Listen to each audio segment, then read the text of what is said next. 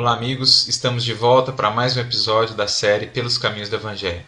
Antes de tudo, gostaríamos de agradecer mais uma vez por todo o carinho que temos recebido, pelas dicas, pelas sugestões, que esse processo de troca, de compartilhamento possa crescer cada vez mais, porque essa é a ideia, que possamos aprender juntos e juntos também com Jesus avançar nesse processo que o Evangelho nos abre, né? Esse caminho que o Evangelho nos descortina.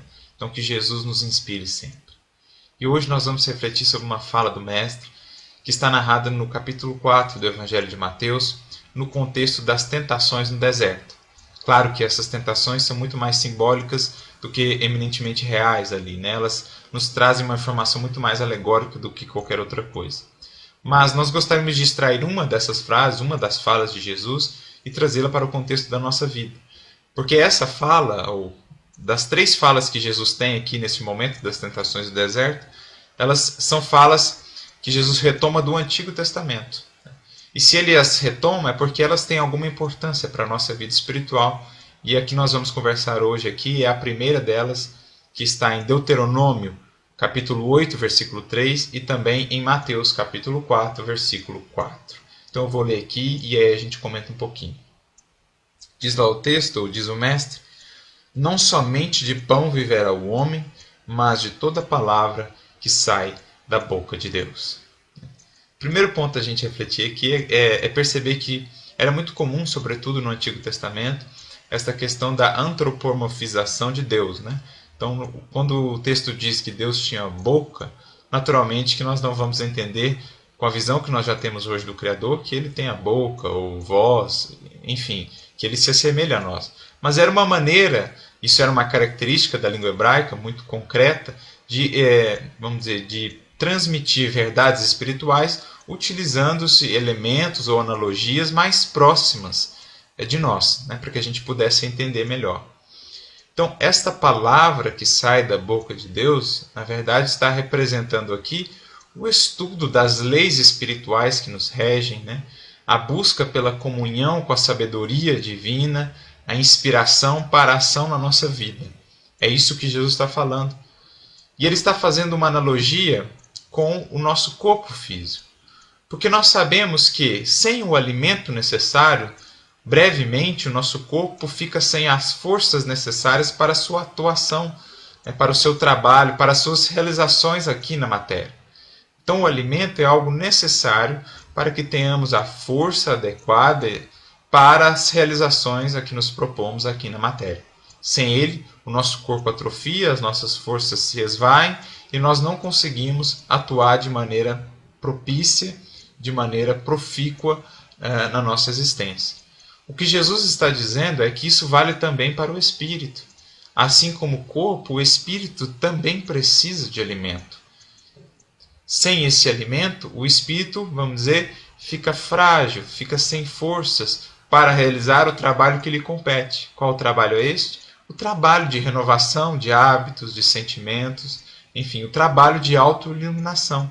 É preciso sustentar o espírito nesse processo, nesse trabalho. E qual é o alimento que sustenta o espírito?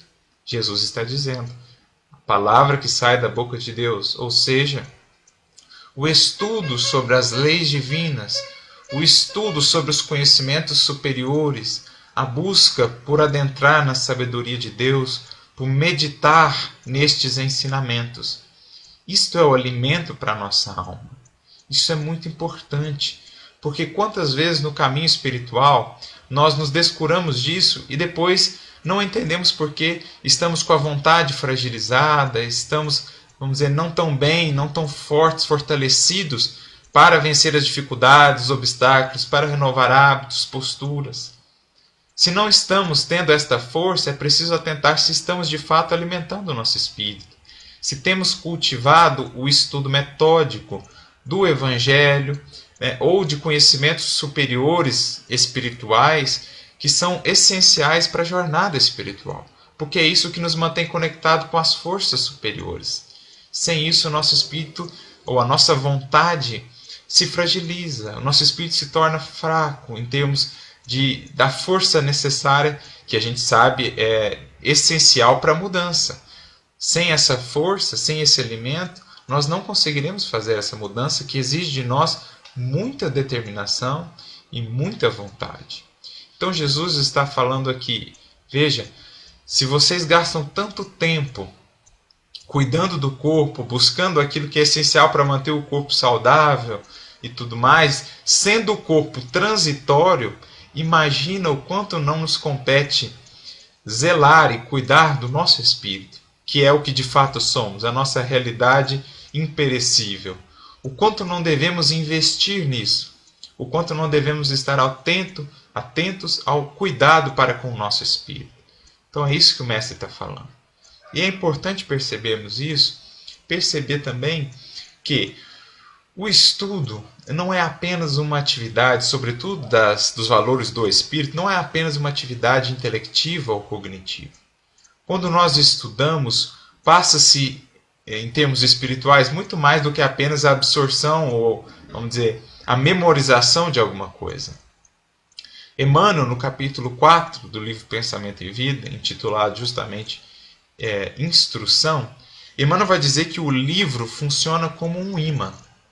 E que por meio desse imã, vamos dizer, surgem processos de telementação profundos entre os espíritos superiores que inspiraram ou que escreveram estes livros e nós, os espíritos que hoje lemos estas obras.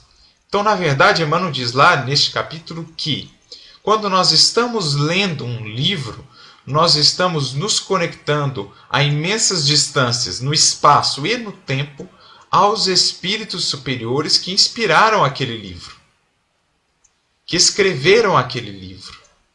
Então, quando você está lendo o Evangelho, adivinha com quem que você está conectando, espiritualmente falando?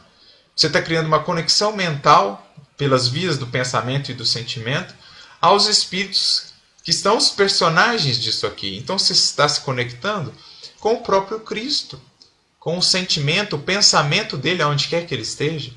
Você está se conectando com o apóstolo Pedro, que escreveu as suas cartas, com o apóstolo João, com o apóstolo Paulo, aonde quer que ele esteja, a partir desse estudo. E você pode imaginar o quanto isso é benéfico para o nosso espírito. Porque a partir daí, por meio dessa conexão, o processo de inspiração das esferas superiores se torna facilitado, nós renovamos as vibrações, as elevamos, rompemos com sintonias mentais ou ideias fixas negativas que temos cultivado e elevamos o nosso pensamento a padrões de vibração, de amor, de paz, de paciência, facilitando, vamos dizer assim, a própria atuação dos nossos amigos benfeitores, dos nossos mentores espirituais, pelas vias da inspiração, da orientação através do pensamento. Então é todo um processo de intercâmbio que existe quando nós estamos lendo. O espírito Neo Lúcio, por exemplo, vai dizer que o hábito de estudar sobre o Evangelho e refletir na mensagem do Mestre é um processo de imantação do nosso espírito às esferas superiores. Ou seja, quanto mais criamos esse hábito, mais o nosso espírito se vincula a esferas e sintonias mais elevadas. O que facilita a nossa atuação no dia a dia, por exemplo. Quando você está diante de uma situação difícil, você busca essa conexão mais facilmente através da prece, através da reflexão, e você tem ali a orientação, a inspiração de como proceder, de como proceder da melhor maneira possível para você e para aqueles que estão envolvidos na situação. Então, é isso que Jesus está falando. É preciso cultivar esse hábito de se alimentar da palavra divina ou dos estudos espirituais mais elevados, porque é isso que nos mantém conectados à fonte superior, que é a garantia de atuação mais segura aqui na Terra, uma atuação que vai nos levar a estados de mais paz, de serenidade, que não vai criar débitos, amarras para o nosso espírito. Além disso, nós todos temos, através, vamos dizer, da leitura desses ensinamentos espirituais, nós temos aí a fonte para estocarmos este alimento para os momentos de maior dificuldade. Só que muitas vezes nós procedemos como a cigarra, vamos dizer, da parábola de La Fontaine, que no momento de facilidade descurou-se do processo de estocagem, E quando chegou o inverno, o momento mais difícil, ela foi colhida de surpresa. E quantas vezes nós não procedemos assim? Nos momentos de calmaria, descuidamos desse estudo, que é o processo que nos aprovisiona, de forças, de equilíbrio para o momento de tempestade que virá mais cedo ou mais tarde, porque ele é necessário. O processo de inverno, de tempestade, é o processo na nossa vida de aferição de valores. Mas nós temos o processo a etapa de calmaria para aprovisionar o nosso espírito desses recursos. Muitas vezes somos imprudentes, não fazemos essa provisão e então chega o inverno e nós somos colhidos como aquela cigarra imprevidente e sofremos muito mais do que seria necessário se tivéssemos tido essa prudência, essa disciplina de aprovisionar esses recursos. Então Jesus está falando que é importante a gente cultivar o hábito do estudo e da meditação em torno da mensagem do Mestre. É claro, o conhecimento, a leitura é apenas a primeira etapa. É preciso fazer uma vinculação disso com a nossa vida, porque aí de fato estamos interiorizando a mensagem e é isso que nos traz força, fortaleza para os momentos de testemunho. Sem isso, a nossa alma, o nosso espírito fica frágil, facilmente abatido diante de uma tempestade ou diante de uma dificuldade.